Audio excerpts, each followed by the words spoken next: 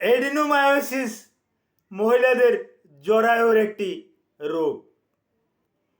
এই রোগটা সাধারণত বিভিন্ন কারণে হয়ে থাকে, তার ভিতরে অ্যাবর্শন কিন্তু একটা অন্যতম কারণ।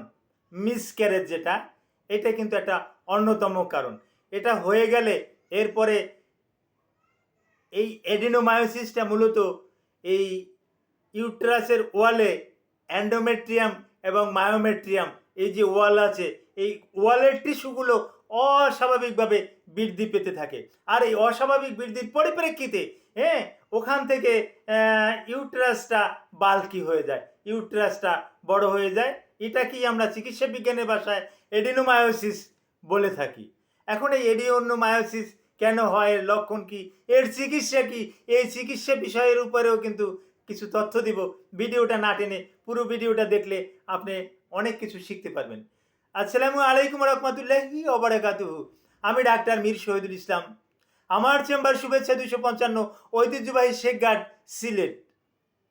গুগলে গিয়ে ডাক্তার মীর শহীদুল ইসলাম কথাটি লিখে সার্চ দিলে আপনি আমার সম্পর্কে বিস্তারিত তথ্য পেয়ে যাবেন।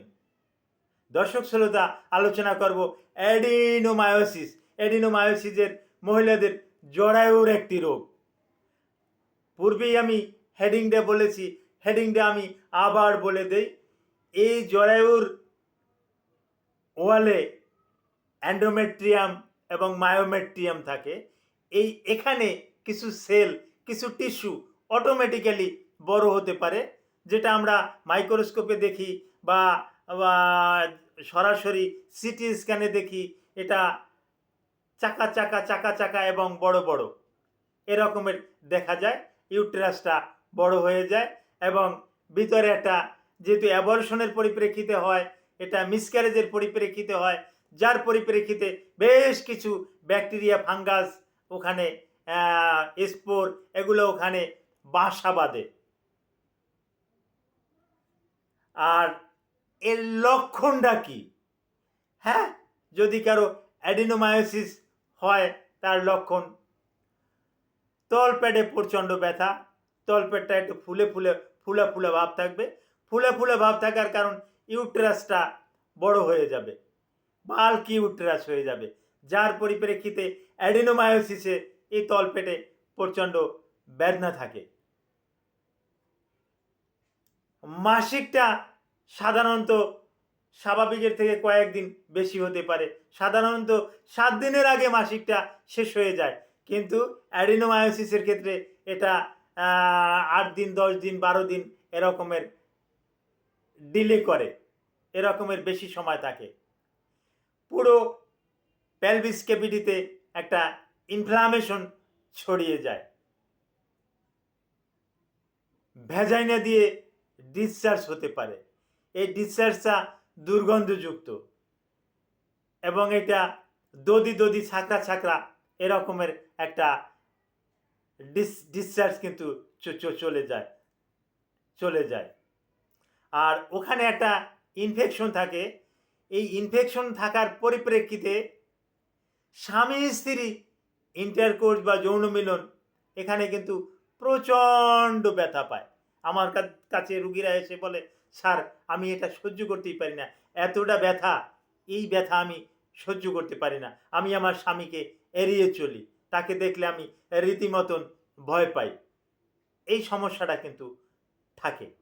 আর একটা সমস্যা, যেহেতু ইউটেরাসের একটা অংশ সার্ভিক্সটা নিচের দিকে নেমে আসে এবং ভ্যাজাইনায় একটা ইনফেকশন থাকে, যার পরিপ্রেক্ষিতে ভালভা বা ভ্যাজাইনা এটা কিন্তু ফুলে থাকে, স্বাভাবিকের থেকে অনেক ফুলে থাকে।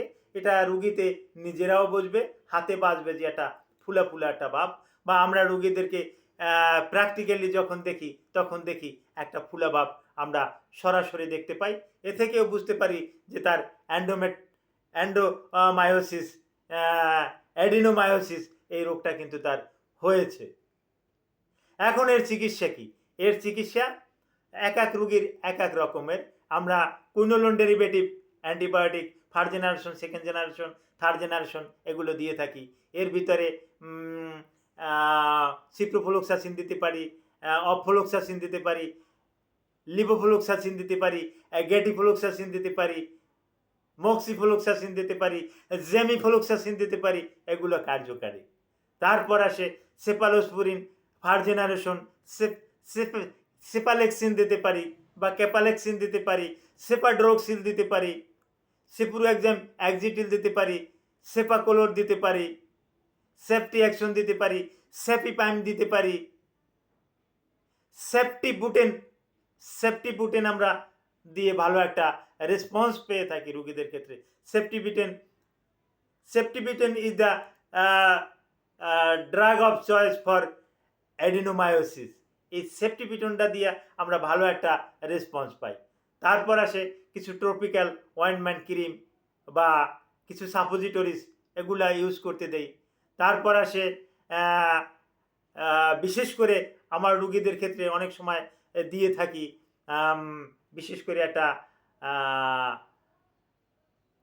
পভিডন আয়োডিন, এইটার ভিতরে কুসুম জলে বেশ কিছুদিন রুগীকে বসতে বলি। কুসুম জলে ওটা 2 চা চামচ মিশিয়ে তারপর যদি বেশ কিছুদিন বসে থাকে তাহলে এই সমস্যাটা অনেকটা সমাধান হয়ে যায়, যা জাদুর মতো কাজ করে। তো এই সমস্যা থাকতে পারে, এগুলো ডাক্তারকে সুন্দরভাবে বুঝিয়ে বলতে হবে। ডাক্তারও প্র্যাকটিক্যালি এই জিনিসগুলো দেখবেন, দেখে তারপর আসে রুগীকে যদি সঠিক চিকিৎসা দেয়, রুগী ভালো হতে ইচ্ছুক। কিন্তু আপনি যদি স্বইচ্ছায় ফার্মেসিতে গিয়ে অহেতুক ওষুধ খান, তাহলে এটা উপকার না হইয়া এটা অপকারও হতে পারে। কাজেই আপনার অ্যাডিনোমায়োসিস হয়েছে, আল্ট্রাসোনোগ্রাফি রিপোর্টে ধরা পড়েছে, আপনার ট্রান্স ভ্যাজাইনাল সোনোগ্রাফিতে ধরা পড়েছে অ্যাডিনোমায়োসিস, তো আজকের থেকেই চিকিৎসা শুরু করে দেন। তা না হলে এখান থেকে কিন্তু ভবিষ্যতে ইনফার্টিলিটি বা বন্ধ্যত্বের কিন্তু একটা সম্ভাবনা কিন্তু থেকে যায়। Thank you all.